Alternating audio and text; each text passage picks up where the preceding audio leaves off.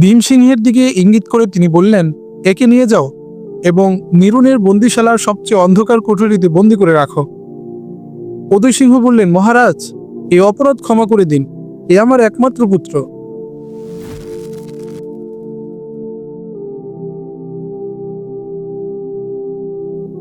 জয়সিংহ অগ্রসর হয়ে রাজার কানে কি যেন বললেন। রাজা উদয় সিংহকে জবাব দিলেন, তুমি ওর সাথে যেতে পারো, সিন্ধু দেশে তোমার মতো সেনাপতি প্রয়োজন নেই। পেছনের কামরার পর্দা সরিয়ে রানী লাটি তাড়াতাড়ি রাজার কাছে এসে বলতে লাগলেন, মহারাজ, এ কি করছেন? উদয় সিংহ সৈন্যদের সেনাপতি, তার প্রতি দুর্ব্যবহার সৈন্যরা সহ্য করবে না। জয়সিংহ তাড়াতাড়ি উত্তর দিলেন, সৈন্যরা যখন জানতে পারবে পিতা পুত্র উভয়ে শত্রুর সাথে মিলিত হয়েছে, তখন তারা সবকিছুই সহ্য করবে। রানী বললেন, বৎস, শত্রু মাথার উপর দণ্ডায়মান, এখন আত্মকলহের সময় নয়। জয়সিংহ উত্তর দিলেন, দেবল ছিল শত্রুর শেষ লক্ষ্যস্থল, তারা সিন্ধু নদী অতিক্রম করতে পারবে না। পিতাজি, আপনি চিন্তা করবেন না, কয়েকদিনের মধ্যে মুলতান থেকে কনৌজ পর্যন্ত সমস্ত রাজা ও নেতৃবর্গ আমাদের সাহায্যের জন্য এসে পৌঁছবেন। আমরা শত্রুকে এমনভাবে পরাজিত করব যা সে স্বপ্নেও কল্পনা করতে পারে না। আমার পরামর্শ এই যে এদের দুজনকে এখানে না রেখে আরবারে পাঠিয়ে দেওয়া হোক। প্রহরীগণ, কি দেখছো? তোমরা মহারাজের আদেশ শোনোনি কি?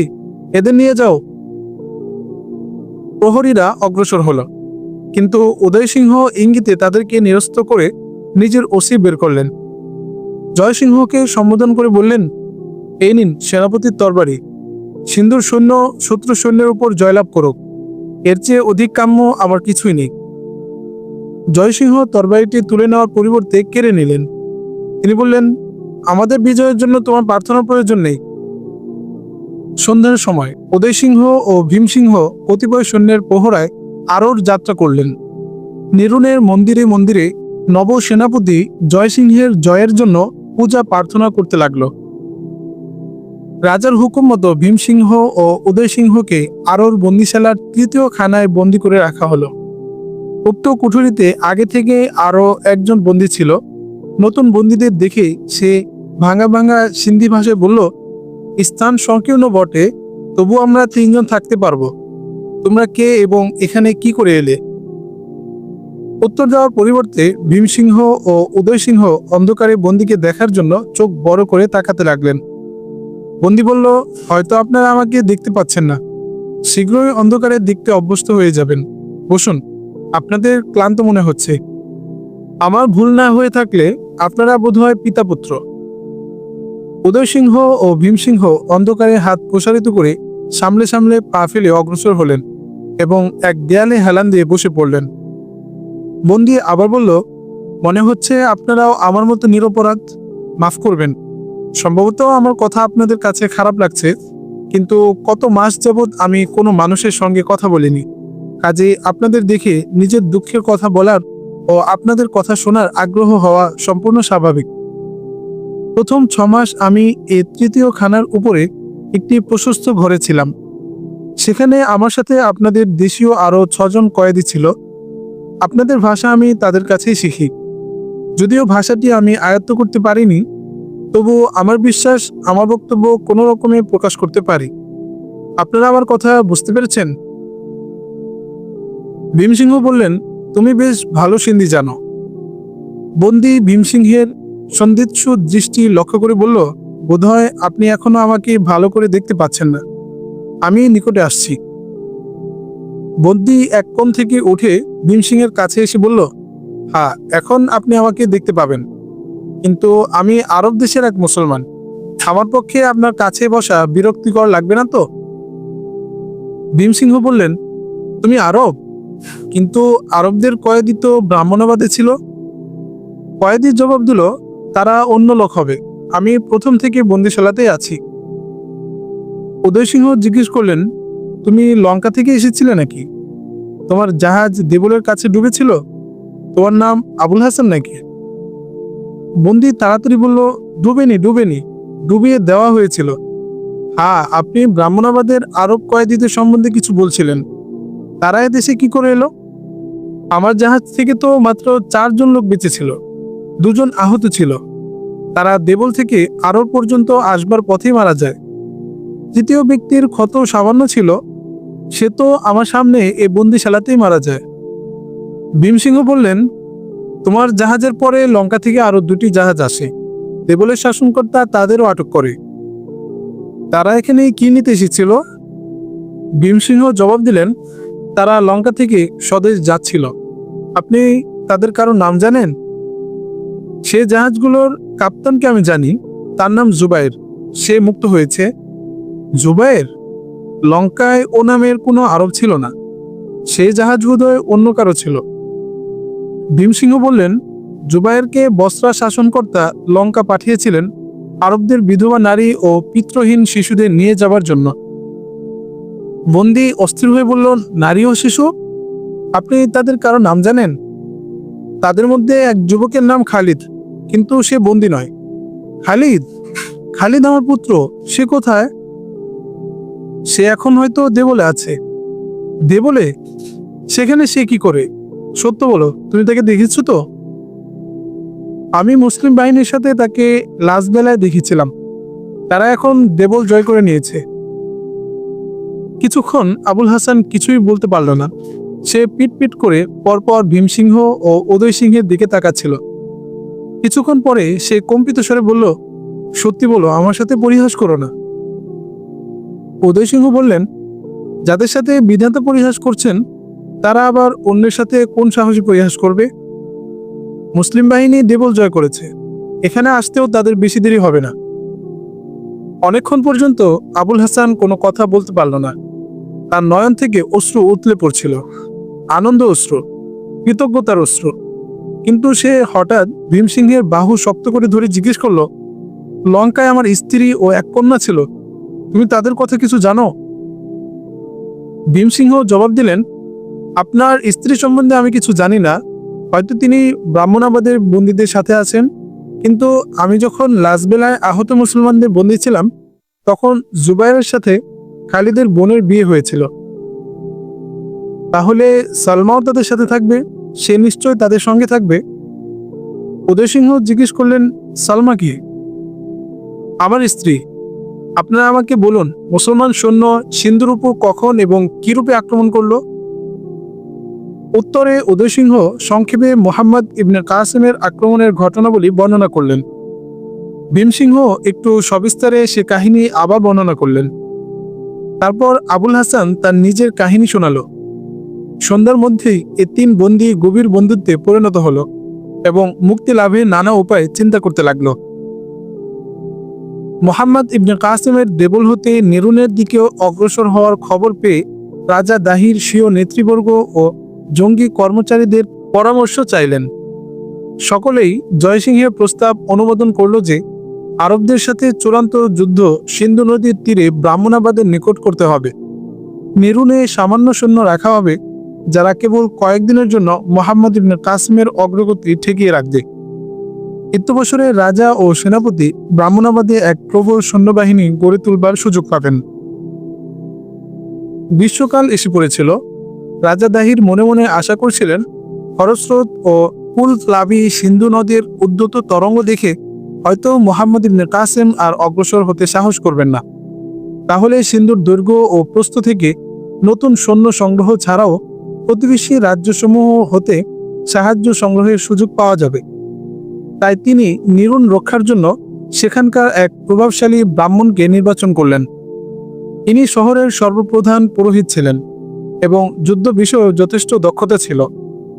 তার কাছে 8,000 সৈন্য রেখে জয়সিংহ ও বাকি সৈন্যসহ তিনি ব্রাহ্মণাবাদে যাত্রা করলেন। উক্ত পুরোহিত মুহাম্মদ ইবনে কাসেমের আগমন যেদিন সম্ভাব্য বলে মনে করেছিল, তার 5 দিন আগেই তিনি অপ্রত্যাশিতভাবে নগর অবরোধ করেন। মিনজানিক দ্বারা নিক্ষিপ্ত ভারী প্রস্তর আঘাতে শহরের শক্ত প্রাচীর কেঁপে উঠল। তৃতীয় দিন দাব্বাবার সাহায্যে নগর প্রকারের উপর হানাদারদের আক্রমণ প্রতিরোধ ক্ষমতা শহর রক্ষীগণ যখন হারিয়ে বসেছে, তখন নগরবাসীগণ উপলব্ধি করতে পারল রাজা উক্ত পুরোহিতের জঙ্গি দক্ষতা সম্বন্ধে যথার্থ অনুমান করতে পারেননি। চতুর্থ দিন মুহাম্মদ ইবনে কাসেম যখন এক চূড়ান্ত আক্রমণের জন্য প্রস্তুত হচ্ছিলেন, তখন শহরের ফটক খুলে গেল এবং কয়েকজন পুরোহিত শান্তির পতাকা উড়িয়ে বাইরে এলো। শহর অধিকার করার পর মুহাম্মদ ইবনে কাসেম যে ব্যবহার দ্বারা দেবলবাসীর হৃদয় জয় করেছিলেন, নিরুনবাসীর প্রতিও সেরূপ ব্যবহার করলেন। নিরুনের শাসন ব্যবস্থা ঠিক করার পর তিনি সয়নের দিকে যাত্রা করলেন। রাজা দাহিরের ভ্রাতুষ্পুত্র বাজারিও সয়নের শাসনকর্তা ছিলেন। শহরের অধিকাংশ বাসিন্দা ছিল ব্রাহ্মণ, পুরোহিত ও ব্যবসায়ী। এক সপ্তাহ অবরোধের পর বাজারিও এক রাত্রে শহর থেকে পলায়ন করেন এবং শহরবাসীগণ আত্মসমর্পণ করে। সয়ন বিজয়ের পর কয়েকজন অভিজ্ঞ সেনাপতি মুহাম্মদ ইবনে কাসেমকে পরামর্শ দেন যে এখন নদী পার হয়ে ব্রাহ্মণাবাদের দিকে অগ্রসর হওয়া উচিত, যাতে রাজা দাহির বিশেষ প্রস্তুতি সময় না পান। কিন্তু মুহাম্মদ ইবনে কাসেম বলেন, নদীর এপারে সবিস্তান একটি বড় শহর রয়েছে। এখন রাজার সমস্ত প্রচেষ্টা ব্রাহ্মণাবাদের রণসজ্জাকে শক্তিশালী করার দিকে কেন্দ্রীভূত। কাজেই আমরা নরন এবং সয়নের মতো সবিস্তানও সহজেই জয় করতে সক্ষম হব। আমরা যদি দেবল থেকে সোজা ব্রাহ্মণাবাদে যেতাম, তাহলে নিরন ও সয়নের সৈন্যরা রাজার পতাকা তলে একত্রিত হওয়ার সুযোগ পেত। আমাদের বিজয় রাজার শক্তি ক্ষয় এবং আমাদের শক্তি বৃদ্ধি করছে। পরাজিত শহরের কিছু সৈন্য বিক্ষিপ্ত হয়ে যায়, কিছু আমাদের সাথে মিলিত হয়। সামান্য যারা পালিয়ে রাজার কাছে গিয়ে পৌঁছে, তারা সঙ্গে নিয়ে যায় পরাজিত মনোভাব। যে সৈন্যের শতকরা একজনও পরাজিত মনোভাব দ্বারা প্রভাবিত, তাদের সংখ্যা লক্ষ লক্ষ হলেও আমাদের প্রতিদ্বন্দ্বিতা করতে পারবে না। আমরা যখন সিন্ধুর সীমানায় প্রবেশ করি, তখন আমাদের সংখ্যা ছিল 12,000। এখন দেবল ও বেলার ক্ষতি সত্ত্বেও আমাদের সংখ্যা দাঁড়িয়েছে প্রায় 20,000। আমাদের সিন্ধি ভাইয়েরা প্রমাণ করে দেখিয়েছে, তাদের যে অশ্লীল সত্যের বিরুদ্ধে ভোতা প্রমাণিত হয়েছিল, অন্যায়ের বিরুদ্ধে তা অত্যন্ত তীক্ষ্ণ। মুহাম্মদ ইবনে কাসেমের যুক্তি শুনে সমস্ত নেতৃবৃন্দ তার মতেই সমর্থন করলেন। বাজরিরাও স্বয়ং থেকে পালিয়ে সবিস্তারে জাট নরপতি কাকার আশ্রয় নিয়েছিলেন। রাজা কাকা রাজা দাহিরের প্রবল সহায় ছিলেন। তার বীরত্বের কাহিনী সারা সিন্ধুতে সুপরিচিত ছিল। তা সত্ত্বেও দেবল, নিরন ও সয়ন মুহাম্মদ ইবনে কাসেমের বিরাট জয় তার মনেও খানিকটা ভীতি সঞ্চার করে দিয়েছিল। সবিস্তানের প্রাচীর যথেষ্ট শক্ত ছিল, কিন্তু হানাদারদের মিনজানিক ও দাব্বাবা দুর্গবদ্ধ সৈন্যদের পক্ষে বিপজ্জনক মনে করে তারা মুক্ত রণক্ষেত্রে যুদ্ধ করে শ্রেয় মনে করল। মুহাম্মদ ইবনে কাসেম আক্রমণ করতে করতে সবিস্তানে পৌঁছলেন। কাকার সৈন্য শহরের বাইরে সারিবদ্ধ হয়ে আক্রমণের জন্য প্রস্তুত ছিল। কাকা বীরত্বের চেয়ে উত্তেজনা ও আবিমিশ্রকারিতার পরিচয় দিলেন বেশি। মুহাম্মদ ইবনে কাসেমকে প্রস্তুতির সময় দেওয়া অসঙ্গত মনে করে তিনি হঠাৎ আক্রমণ করে দিলেন। আক্রমণের প্রচণ্ডতা দেখে মুহাম্মদ ইবনে কাসেম বাহিনীর কেন্দ্রভাগকে খানিকটা পেছনে হটতে আদেশ দিলেন। কাকার সৈন্য কৌশলটি বুঝতে পারল না। তারা জয় আসন্ন মনে করে উন্মাদের মতো যুদ্ধ করে অগ্রসর হতে লাগল। পশ্চাৎগামী মুসলিম সৈন্য যখন হঠাৎ রুখে এক সুদৃঢ় লৌহ প্রাচীরের মতো দণ্ডায়মান হলো, তখন কাকা তার ভুল বুঝতে পারল। মুসলিম বাহিনীর উভয় বাহু ঝড়ের ন্যায় কাকার সৈন্যকে ঘিরে ফেলল। চতুর্দিক থেকে প্রচণ্ড আক্রমণের চাপ সহ্য করতে না পেরে বাজিরাও রণক্ষেত্র থেকে ছুটে পালাবার চেষ্টা করতে গিয়ে নিহত হলেন। তার মৃত্যুর কাকার সৈন্যের অনেকেই হতাশ হয়ে পড়ল। কাকা কিছুক্ষণ সৈন্যদের সাহস দিতে চেষ্টা করলেন, কিন্তু যখন পরাজয় অবশ্যম্ভাবী বুঝলেন, তখন কয়েকজন ভক্ত সঙ্গী সহ বেষ্টনকারী সৈন্যের সারি ভেঙে একদিকে বের হয়ে পড়লেন। কিন্তু মুহাম্মদ ইবনে কাসেমের সৈন্যরা তার পশ্চাৎধাবন করে আবার তাকে ঘিরে ফেলল। তিনি অবশিষ্ট সৈন্যসহ আত্মসমর্পণ করলেন। তাকে মুহাম্মদ ইবনে কাসেমের সামনে নেওয়া হলে তিনি বিস্মিত হয়ে জিজ্ঞেস করলেন, এই সৈন্যবাহিনীর প্রধান সেনাপতি কি আপনি? মৃদু হেসে মুহাম্মদ ইবনে কাসেম উত্তর দিলেন, হ্যাঁ আমি। কাকা আরো বিস্মিত হয়ে মুহাম্মদ ইবনে কাসেমের আপাদমস্তক আরো একবার দেখে জিজ্ঞেস করলেন, আমাকে কি শাস্তি দেবার সিদ্ধান্ত করেছেন? মুহাম্মদ ইবনে কাসেম জবাব দিলেন, সিন্ধু আক্রমণের পর তুমি দ্বিতীয় ব্যক্তি যাকে আমি বীরের ন্যায় যুদ্ধ করতে দেখেছি। আমি ভীমসিংহের সাথে যে ব্যবহার করেছি, তোমার সাথেও সেই ব্যবহারই করব। তুমি মুক্ত। কাকা উত্তর দিলেন, এ মুক্তির জন্য আমার কি মূল্য দিতে হবে? মোহাম্মদ ইবনে কাসেম বললেন, আমরা মুক্তির মূল্য আদায় করতে আসিনি, তবে আপনারা কি জন্য এখানে এসেছেন? অত্যাচার বন্ধ করতে এবং উৎপীড়িতকে রক্ষা করতে। কাকা মাথা নত করে কিছুক্ষণ ভেবে বললেন, আমাকে অত্যাচারী বলেই যদি আপনার বিশ্বাস হয়, তবে মুক্তি দিতে চান কেন? এজন্য যে নির্যাতন পরাজিত মানবকে অবাধ্য হতে উত্তেজিত করে, আত্মসংশোধনে ব্রত করে না। কিছুক্ষণ চিন্তা করে কাকা বললেন, আমি শুনেছিলাম আপনি মহৎ জাদুকর। আপনি শত্রুকে বন্ধুতে পরিণত করার প্রণালী জানেন। আমিও কি আপনাদের বন্ধুদের মধ্যে গণ্য হতে পারি? একথা বলে তিনি করমর্দনের জন্য হাত বাড়িয়ে দিলেন। মোহাম্মদ ইবনে কাসেম সৎসাহে তার করমর্দন করতে করতে বললেন, আমি আগেও তোমার শত্রু ছিলাম না। কয়েকদিনের মধ্যে রাজা কাকা তার সৈন্য সজ্জিত করে মোহাম্মদ ইবনে কাসেমের সাথে যোগ দিলেন। মোহাম্মদ ইবনে কাসেম এখান থেকে ব্রাহ্মণাবাদ যাত্রা করলেন। ব্রাহ্মণাবাদের কয়েক কোষ দূরে নদীর তীরে তাঁবু ফেললেন। নদী পার হওয়ার প্রস্তুতিতে কয়েকদিন কেটে গেল। এ কাজে সাদ তথা গঙ্গু তার বিশেষ সাহায্যে এলো। তার সঙ্গীরা নদীর তীরে অনেক দূর পর্যন্ত মৎস্যজীবীদের বস্তিতে সিন্ধুর ত্রাণকর্তার আগমন বাণী পৌঁছে দিল এবং কয়েকদিনের মধ্যে কয়েকজন মাল্লা নিজেদের নৌকাসহ মোহাম্মদ ইবনে কাসেমকে সাহায্য করতে এসে উপস্থিত হলো। কিন্তু নদী পার হওয়ার আগে মোহাম্মদ ইবনে কাসেমের ঘোড়ার মধ্যে এক রোগের প্রাদুর্ভাব হলো এবং কয়েকদিনের মধ্যে অনেকগুলো ঘোড়া মারা গেল। হাজ্জাজ ইবনে ইউসুফ খবর পেয়ে বস্তা থেকে 2000 উটের উপর সিরকা বোঝাই করে পাঠিয়ে দিলেন। এই সিরকা উক্ত রোগের পক্ষে বিশেষ উপকারী প্রমাণিত হল। 713 খ্রিস্টাব্দের জুন মাসে বিনা বাধায় মোহাম্মদ ইবনে কাসেম সিন্ধু পার হলেন। রাজা দাহি প্রায় 200 হাতি ছাড়া তার বাহিনীতে 50,000 অশ্বারোহী এবং কয়েক দল পদাতিক যোগ করে নিয়েছিলেন। জুন মাসের শেষ দিকে নদীর স্রোত প্রবল ছিল। তিনি আশা করেননি মোহাম্মদ ইবনে কাসেম এত তাড়াতাড়ি নদী পার হবেন। স্বীয় বাহিনীকে তিনি তৎক্ষণাৎ অগ্রসর হবার হুকুম দিলেন এবং মোহাম্মদ ইবনে কাসেমের শিবির থেকে প্রায় 2 কোষ দূরে ছাউনি ফেললেন। কয়েকদিন উভয় দলের ভ্রাম্যমাণ দলের মধ্যে সংঘর্ষ চলল। অবশেষে এক সন্ধ্যায় মোহাম্মদ ইবনে কাসেম এক চূড়ান্ত যুদ্ধ করার সংকল্প গ্রহণ করলেন। রাত্রে ঈশান নামাজের পর মশালের আলোতে তিনি স্ত্রীর নামে নিম্ন চিঠিখানা লিখে দূতের হাতে দিয়ে দিলেন, জীবনসঙ্গিনী, আল্লাহ তোমাকে মুজাহিদের স্ত্রীর যোগ্য সংকল্প ও সাহস প্রদান করুন।